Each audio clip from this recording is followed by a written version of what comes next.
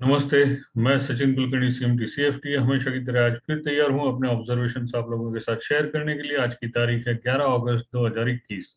हमेशा की तरह आज फिर शुरुआत करते हैं डिस्क्लेमर के साथ। जैसा कि आप लोग जानते हैं, मैं अपने व्यूज और वीडियोस यहाँ पे पोस्ट करता हूँ, शेयर करता हूँ। ये सिर्फ स्टडी पर्पज के लिए होते हैं, ये मेरे ट्रेडिंग कॉल्स या रिकमेंडेशंस नहीं है। तो मैं आप लोगों से रिक्वेस्ट करूंगा, मेरा वीडियो आगे देखने से पहले ये डिस्क्लेमर एक बार जरूर पढ़ें।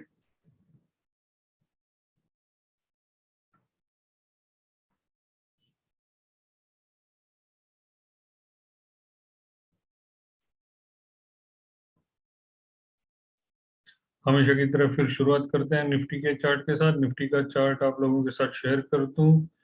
जैसा हम पिछले कई दिनों से कह रहे हैं, एक रेंज बाउंड मूवमेंट हो रही है, आज भी वैसा ही हुआ।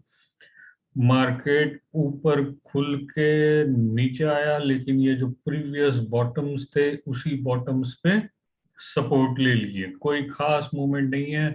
यहाँ देख सकते हैं आप, पिछले 5-6 दिनों से एक रेंज बाउंड मूवमेंट ही हो रही है।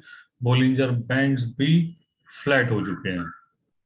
तो कोई सिंगल डायरेक्शन ऐसी अभी तक स्पेसिफिक मूवमेंट नहीं है, जब तक या तो हाई ब्रेक करके ऊपर चला जाए या इस हैमर का लो ब्रेक करके नीचे आ जाए। अभी भी नीचे में सपोर्ट यही है, 15,000, 16,180, 16,140।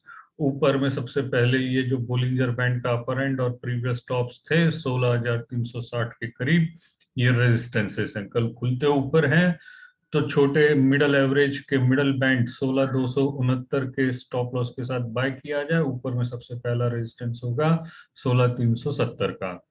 और अगर मिडल बैंड के नीचे खुलते हैं, नीचे आते हैं, तो ये लोअर बैंड और ये प्रीवियस बॉटम्स, जैसे अभी डिस्कस किया 16,180, ये सपोर्ट्स होंगे। तो कोई क्लियर डायरेक्शन नहीं है। कल मिडल बैंड के किस तरफ जाते हैं, पहले उस तरफ के ट्रेड लिए जा सकते हैं। डेली चार्ट्स पे हम यहाँ पे देखें, हैंगिंग मैन बना है, डोजीज, हैंगिंग मैन, एकदम रेंज बाउंड ही मूवमेंट है। तो जब तक फिर इसके लो ब्रेक नहीं होते हैं, ऊपर में 16,415, नीचे में ये गैप एरिया सबसे पहला रेजिस्टेंस एरिया होगा। अभी भी कोई एकदम बेरिश साइन, मार्केट में डरने वाली साइन कोई बनी नहीं है, टेम्पररी होल्ड है। तो ये प्राइस वाइज करेक्शन ना आते हुए साइड वाइज करेक्शंस हो सकते हैं और फिर ऊपर की तरफ ब्रेकआउट आ जाए। तो अभी भी ट्रेंड अप ही है। स्टॉप लॉसेस हमें अपने मेंटेन करने चाहिए। बैंक निफ्टी का चार्ट देखते हैं।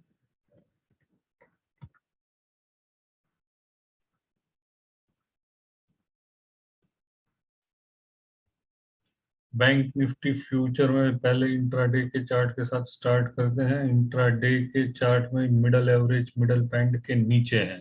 जब तक ये कल मिडल बैंड को क्रॉस करके ऊपर नहीं जाता है, बाय नहीं करना है। अगर मिडल बैंड के आसपास कोई बेरिश पैटर्न बनता है तो एक बार सेल किया जा सकता है। आज ही के लो सबसे पहले सपोर्ट्स होंगे 35,761, और अगर इन्हें ब्रेक करके नीचे चले जाते हैं तो ये जो यहाँ पे गैप एरिया था 35,300 के करीब, वो अगले सपोर्ट होंगे। लेकिन अगर मिडल बैंड को क्रॉस करके ऊपर चले जाते हैं तो अपर बैंड तक पहुंचने के चांसेस हैं, जो आते हैं 36,410 के करीब।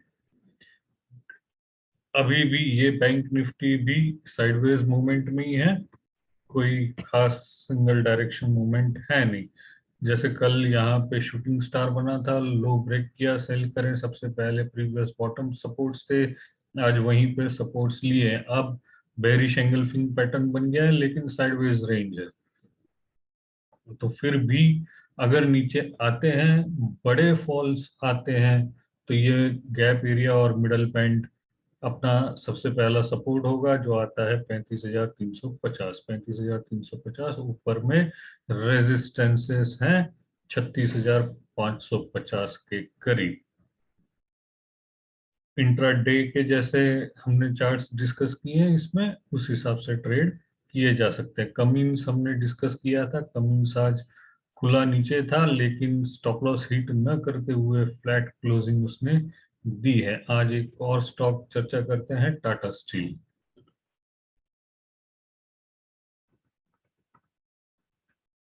टाटा स्टील पिछले 3-4 दिनों से करेक्शंस में था, करेक्शन दे रहा था।